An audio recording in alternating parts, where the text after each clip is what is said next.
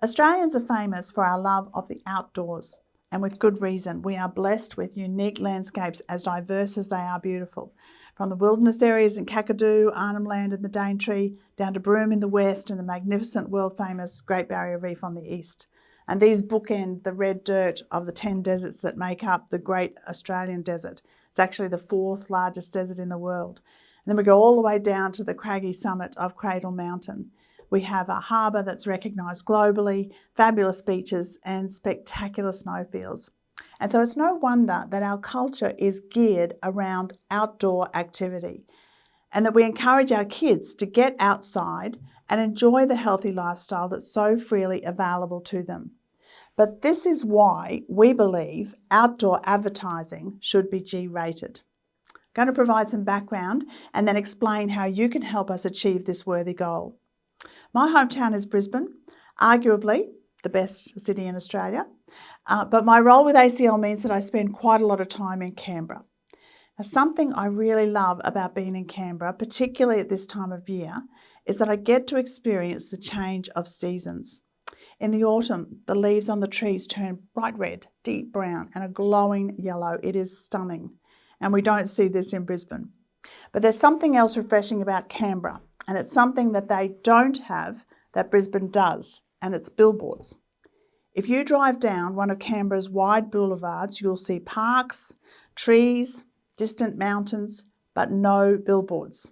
Now, this dates back to a 1937 federal government decision to ban them, and it certainly adds to the city's appeal. The lack of advertising allows an uninhibited appreciation of the natural surroundings. In other Australian cities, the proliferation of outdoor advertising, including larger-than-life billboards, adds to the stress of life. The continual bombardment of marketing negatively affects our sense of well-being. And this is particularly the case when lazy advertisers fall back on a sex sells narrative, which is exploitative, offensive, and harmful, especially for our children. But despite complaints from parents and numerous parliamentary inquiries which recommend action, rogue advertisers and billboard owners still refuse to abide by community standards. You see, our advertising industry is self-regulated. There is a code of conduct which is meant to be a guide as to what is and isn't appropriate. But when an advertiser chooses to ignore this code, there are no penalties, no fines, no restrictions. It's appalling.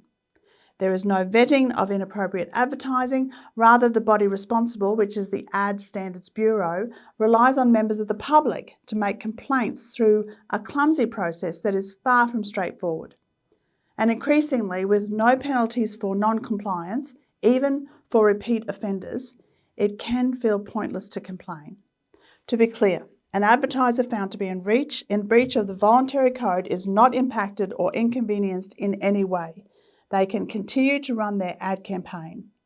The only potential disruption is the media attention that offensive advertising regularly garners. In fact, this happens so often you have to wonder if some advertisers deliberately produce material they know will offend and attract controversy as the ensuing media attention delivers welcome brand exposure. Rather than being penalised, those who flout the rules can find they are rewarded with sought-after free publicity. There's no incentive to do the right thing. There's a billboard in Western Australia right now that I'm going to use as an example, but I could just as easily be talking about your state. We have all seen them. So in Perth, there's a sexually explicit billboard that has drawn complaints from shocked parents, from feminists, from people of faith, even members of Parliament. But without legislative change, it is untouchable. The response by government to billboards such as this is infuriatingly inconsistent because there is no way that the imagery on the billboard would be acceptable in a workplace, particularly in light of a recent report entitled "Enough is Enough," the focus of which was to remove all forms of sexual harassment in the workplace. Imagery such as found on this billboard would not pass muster in a school staff room, in a bank, or at a mine site. How can it be okay then for images that would be deemed inappropriate in a workplace, quite rightly, to confront you on a massive billboard as you walk out the door of your workplace and then again as you pick up your kids from school? It's simply not good enough. And the inconsistency continues.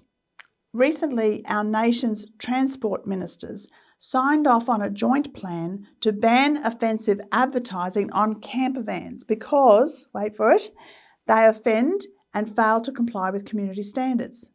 Now, this is great news, of course, but it's illogical for a sexualised message to be suitable for a billboard but not okay on a camper van.